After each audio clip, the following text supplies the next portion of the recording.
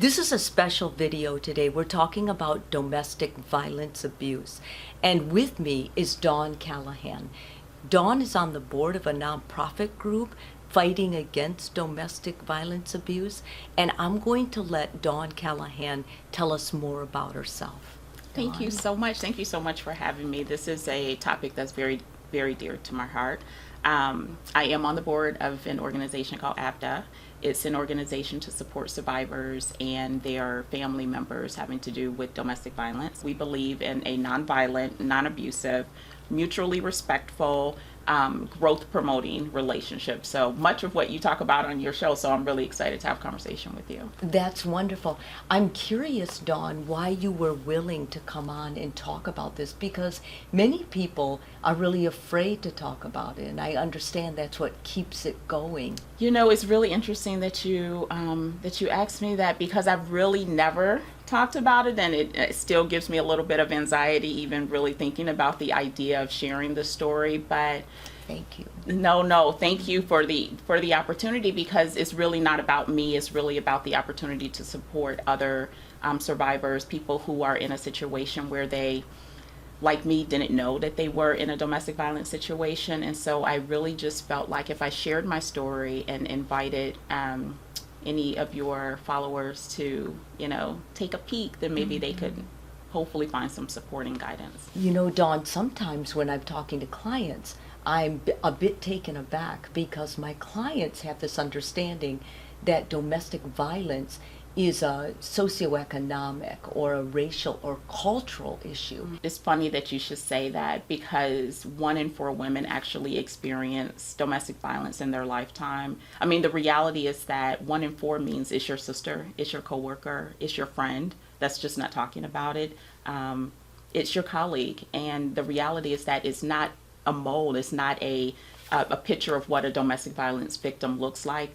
It can be any one of us, and that was kind of my situation, that even when I talk about it now, people have this, sense of shock on their face when I talk and I tell my story, but the reality is that I kind of just fell into it just like most victims do. I was, dating a friend, and it's a friend, so you love your friend. So I think that people have the perception that you go on a date with someone and then the abuse starts, and it's never like that. I mean, you fall into a cycle of trust, and then from there it sort of kind of spirals, and you look up and you're like, okay, I don't really know how I got here, but this wasn't the plan. I'm wondering if you can just kind of tell us, how long were you in it?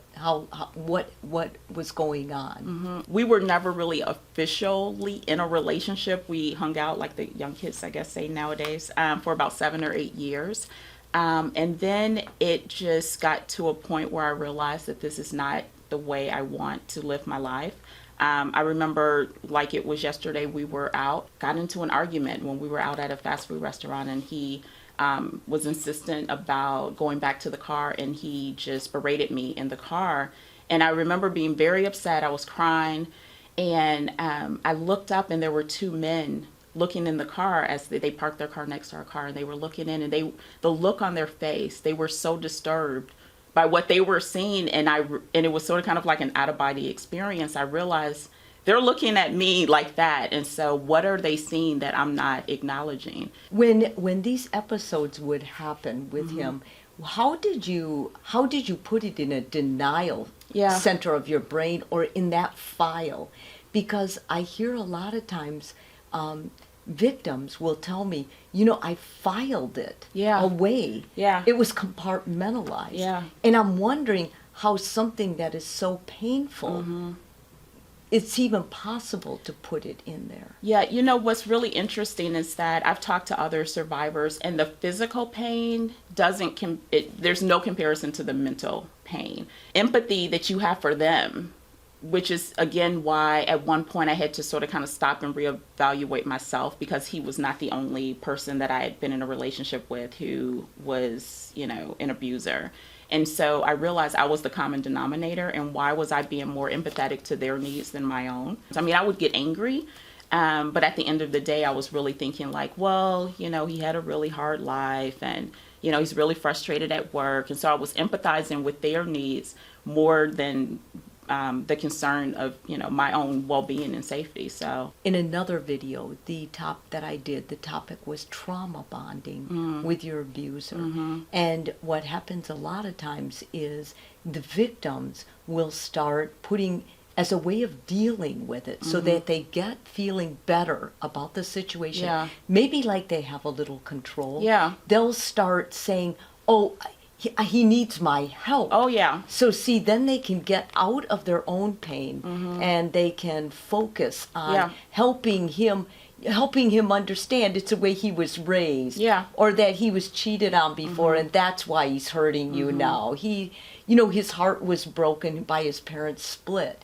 And that's what you were just relaying, that for you, that was kind of a coping mechanism. Oh, yeah, absolutely. Dawn, I was curious because many times domestic violence has like 3 components. It has emotional, physical, and sexual. And I'm wondering if any one of those or couple of those components were dominant in your story. Well, it's really interesting. I think that whereas there was definitely physical altercations, the mental piece just completely, it actually helped hide the physical altercation because you're sort of kind of, you're almost brainwashed into thinking that this is a normal situation. So I remember one time in particular, we had an altercation and he pushed me on concrete stairs and my ankle swelled up really bad, so much that we had to go to the emergency room. And I remember I'm in the emergency room and I had to hop to one of the stalls because I couldn't walk. And I'm in a stall and they have the posters, the domestic violence posters, right? And I'm just sitting there and I look and I'm like, domestic violence, that's interesting. And it's the picture of the girl with the black eye because that's normally the picture that we have in our head of domestic violence. And I looked at it and I was like, oh, that's not me. And then I have like this aha moment. I was like, oh, wait, that's me. Like, that's me. It's just not my eye. Like, it's my ankle this time, or it was my head the last time, or it was my leg the last time. But I'm the same. I'm that person. And it was really crazy because it wasn't until that moment that I actually realized that, I think I may be in a domestic violence situation. How many times had he physically abused you?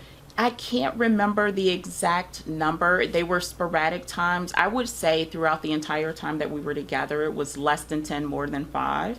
And yeah, it never even dawned on me. Like it wasn't, he was cold and he said really mean things and he, made me cry a lot. But again, it wasn't, I wasn't calling the police in the middle of the night, right? Or I wasn't going to work with a sling, So again, even though now when I talk to people and tell them that I'm a survivor of domestic violence and I'm trying to explain to them that, it's not this stereotype of what we think the person is. I carried that same stereotype even as a victim at the time. Where were your support systems, like your mom, your friends? Did they know? Actually, as a matter of fact, I think a lot of people are going to find some things out when this with this video, because it was even after I got to a place, and the only reason that I'm able to sit here and have this conversation with you is I had to get to a place of forgiveness. How long has recovery taken you?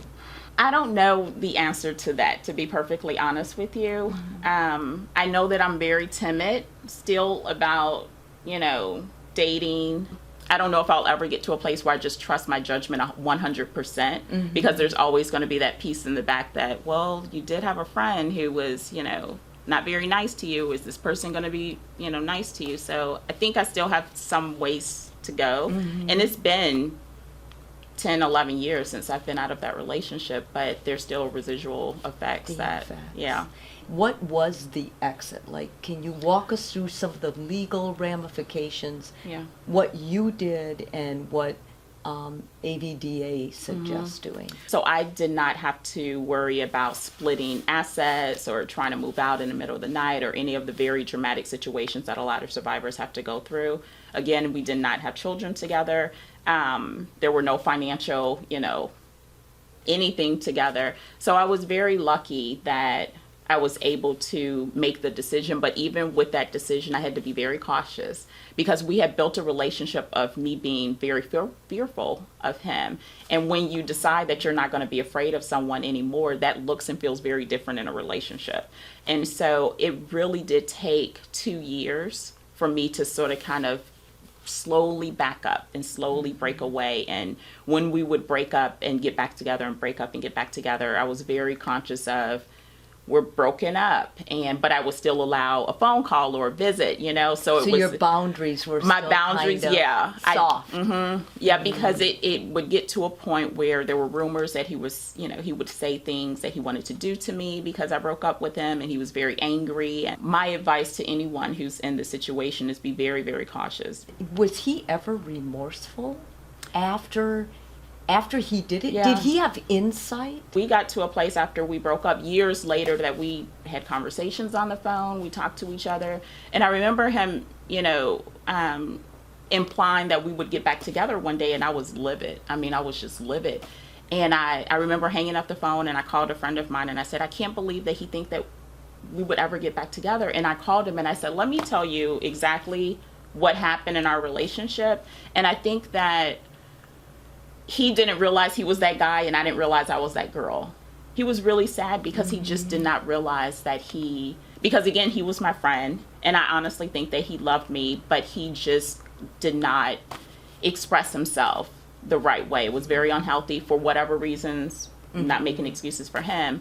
But the same with me, that I was a common denominator, that I was seeking out the type of person that would do those things to me. So whereas he needs to look and figure out why he was that person, I need to look inside to figure out why I was the person that allowed it. I tell clients all the time, you cannot love an abuser through it. You cannot fix them. They're mentally ill. Yeah. And my guess is with all of his relationships, unless he gets help, that will be part of a relationship for him. Absolutely. I'm curious, when you look back on your story and as we talk about it today, is there anything you would have done differently, knowing what you know now? There were definitely red flags. There were situations when we were just friends, when he was dating other people, that should have been a clue that this may not be the person for you. But I ignored them because I had a crush on a guy, and he was a friend, and I was hoping that one day he would see me as more than a friend. So the first time that it happened should have been the out. But again, I was not in the mental space that I was thinking, one, that I was unsafe, and two, that I was a domestic violence, victim. I was just thinking, like, my boyfriend really has some issues we got to work through in order for our relationship to work. So, yeah. What are three of those red flags that you would alert people to? Definitely, I realized that I spent less time with family and friends. So he isolated. I was isolated.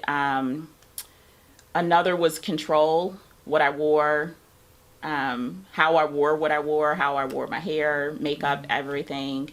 So control, and just the way, you know what it feels like when someone talks to you that makes you feel good inside, and I wasn't getting that. And so he, you just look for someone who's nice to you. Like, it's just, that saying that everything you need to know to be successful in life you learn in kindergarten. Yes. Just be kind. So, and he was not kind. He was really not a kind person to me. So. Was he kind in the beginning? Oh, he was the best. So he lured you in. Yeah. There's the whole cycle of domestic violence where you're loved on, and then it starts like in these small little pieces. And so it's like they're pushing to see how far they can take you before you break or you leave. And so just when you're getting to that place where you're thinking, I'm going to break, then the love comes back in and is stronger than it was before. Dawn, thank you so much for sharing with our audience and just your candidness and genuineness. I know this is really a topic very close to your heart, and I really respect you for it, and it means a lot to me. I wanted to know what you wanted to leave the audience with, what's most precious for you to pass on to them. What I realized after many years is that everyone just deserves to smile. That's our right. Everyone should have that ability. That's the most important thing. And it sounds like this whole experience gave you an incredible energy because sounds like you started your own business. Oh, yeah.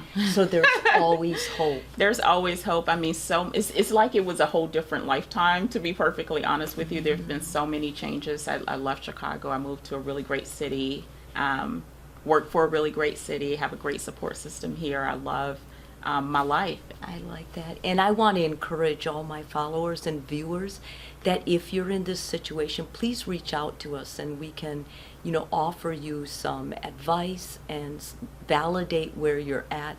But mostly remember, you are worth it. And there's so much more, no matter where you are in this journey, you can make it. And the better part is after you close the door behind you. Thank you, Dawn. Thank you so much.